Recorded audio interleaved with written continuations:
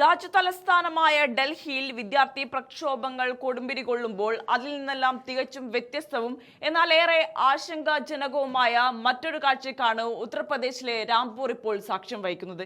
ജനാധിപത്യപരമായ അവകാശങ്ങൾക്കും നീതിക്കും വേണ്ടിയുള്ള സമരങ്ങൾ ഒരു വശത്ത് ഭരണകൂടത്തെ കടുത്ത പ്രതിസന്ധിയിലാക്കുമ്പോൾ മറുവശത്ത് ബുൾഡോസർ ഭരണത്തിലൂടെ ഒരു ഉന്നത വിദ്യാഭ്യാസ സ്ഥാപനത്തെ വേരോടെ പിഴുതെറിയാനുള്ള ഗൂഢനീക്കത്തിലാണ് ഉത്തർപ്രദേശിലെ യോഗി ആദിത്യനാഥ് സർക്കാർ. രാംപൂരിലെ മുഹമ്മദ് അലി ജൗഹർ സർവകലാശാലയിലെ കൂറ്റൻ കെട്ടിടങ്ങൾക്കും അവിടെ പഠിക്കുന്ന ആയിരക്കണക്കിന് വിദ്യാർത്ഥികളുടെ സ്വപ്നങ്ങൾക്കും മീതിയാണ് ഇപ്പോൾ ഭരണകൂട ഭീഷണിയുടെ കരിനിഴൽ വീണിരിക്കുന്നത്. കേവലം ഏതാനും കെട്ടിടങ്ങൾ പൊളിച്ചു മാറ്റുന്നതിനപ്പുറം വിദ്യാഭ്യാസ അവകാശങ്ങൾക്ക് മേലുള്ള നഗ്നമായ കടന്നുകയറ്റവും കടുത്ത വർഗീയ രാഷ്ട്രീയത്തിന്റെ പ്രതിഫലനവുമാണ് ഈ നടപടി. സമാജ്വാദി പാർട്ടി നേതാവ് അസംഖാൻ 20 വർഷങ്ങൾക്ക് മുൻപ് സ്ഥാപിച്ചതാണ് ഈ സർവകലാശാല.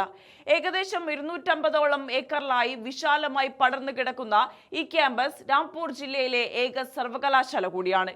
എന്നാൽ കഴിഞ്ഞ ജൂലൈ 15-ന് രാംപൂർ വികസന അതോറിറ്റി നൽകിയ ഒരു നോട്ടീസ് ആ ക്യാമ്പസിന്റെ സമാധാന അന്തരീക്ഷം പൂർണ്ണമായും തകർത്തിരിക്കുകയാണ്. ക്യാമ്പസിലെ മെഡിക്കൽ കോളേജ് കെട്ടിടവും അക്കാദമിക് ബ്ലോക്കും ഒഴികെ ബാക്കിയുള്ള കെട്ടിടങ്ങളെല്ലാം അനധികൃത നിർമ്മാണമാണെന്നാണ് അധികൃതരുടെ വിചിത്രമായ വാദം. അതിനാൽ സർവകലാശാലയുള്ള ആകെയുള്ള 40 കെട്ടിടങ്ങളിൽ 38 എണ്ണവും ഓഗസ്റ്റ് 5-നകം പൊളിച്ചു നീക്കണമെന്നാണ് ഭരണകൂടം അന്ത്യശാസനം നൽകിയിരിക്കുന്നത്. ഒരു സുപ്രഭാതത്തിൽ ഈ കെട്ടിടങ്ങൾ മുഴുവൻ പൊളിച്ചു മാറ്റപ്പെട്ടാൽ അത് കേവലം കോൺക്രീറ്റ് കൂമ്പാരങ്ങളുടെ തകർച്ചയായിരിക്കില്ല, മറിച്ച് ഈ സർവകലാശാലയുടെ തന്നെ പൂർണ്ണമായ അടച്ചുപൂട്ടലിലായിരിക്കും നയിക്കുക. സാങ്കേതിക കാരണങ്ങൾ നിരത്തിക്കൊണ്ട് ഇത്രയും വലിയൊരു വിദ്യാഭ്യാസ സ്ഥാപനത്തെ ഇല്ലാതാക്കാൻ ശ്രമിക്കുന്നതിന് പിന്നിൽ കൃത്യമായ രാഷ്ട്രീയ പകപോക്കലും വർഗീയ ലക്ഷ്യങ്ങളും ഉണ്ടെന്ന് വ്യക്തമാണ്. ഈ പ്രതിസന്ധി ഘട്ടത്തിൽ ഏറ്റവും അധികം വിറങ്ങലിച്ചു നിൽക്കുന്നത് ഇവിടെ പഠിക്കുന്ന 2400ഓളം വരുന്ന വിദ്യാർത്ഥികളും അവരുടെ രക്ഷിതാക്കളുമാണ്.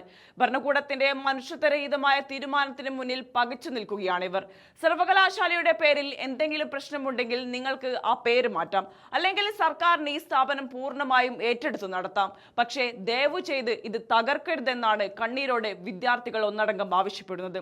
തങ്ങൾ ഇത്രയും കാലം പഠിച്ച ബിരുദങ്ങൾ സാധുവാകുമോ എന്നും ഇനി തുടർ പഠനത്തിനായി എങ്ങോട്ട് പോകുമെന്നുമുള്ള കടുത്ത ആശങ്കയിലാണ് ഓരോ വിദ്യാർത്ഥിയും. ഇതിൽ ഏറ്റവും ഹൃദയഭേദകമായ അവസ്ഥ ഇവിടുത്തെ പെൺകുട്ടികളുടേതാണ്. സർവകലാശാലയിലെ മൊത്തം വിദ്യാർത്ഥികളിൽ 3-1 പെൺകുട്ടികളാണ്. ഈ സർവകലാശാല അടച്ചുപൂട്ടിയാൽ തങ്ങളുടെ വീട്ടുകാർ ഇനി വേറൊരിടത്തേക്കും പഠിക്കാൻ അയക്കില്ലെന്നും അതോടെ തങ്ങളുടെ വിദ്യാഭ്യാസ സ്വപ്നങ്ങൾക്ക് എന്നേക്കുമായി തിരശ്ശീല വീഴുമെന്നുമാണ് ഒരു വിദ്യാർത്ഥി പറയുന്നത്. വിദ്യാർത്ഥികളെ മറ്റു കോളേജുകളിലേക്ക് മാറ്റുന്നതിനായി രാംപൂർ ഭരണകൂടം സർവകലാശാല ഗേറ്റിന് പുറത്ത് ഒരു കൗൺസിലിംഗ് സെന്റർ ആരംഭിച്ചിട്ടുണ്ടെങ്കിലും ആശ്വാസത്തിന് പകരം അതൊരു പ്രഹസനമായാണ് വിദ്യാർത്ഥികൾക്ക് അനുഭവപ്പെടുന്നത്. അതേസമയം കോൺഗ്രസ് എം പി ശശി തരൂർ ഈ വിഷയത്തിൽ സ്വീകരിച്ച നിലപാട് ഏറെ ശ്രദ്ധേയമാണ്. കെട്ടിടങ്ങൾ അനധികൃതമായി നിർമ്മിച്ചതാണെങ്കിൽ തന്നെ അതിന് നിയമപ്രകാരമുള്ള പിഴ ഈടാക്കുകയോ അല്ലെങ്കിൽ ആ സ്ഥാപനത്തെ സർക്കാരിന് നേരിട്ട് ഏറ്റെടുത്ത് നടത്തുകയോ ചെയ്യാവുന്നതാണ്.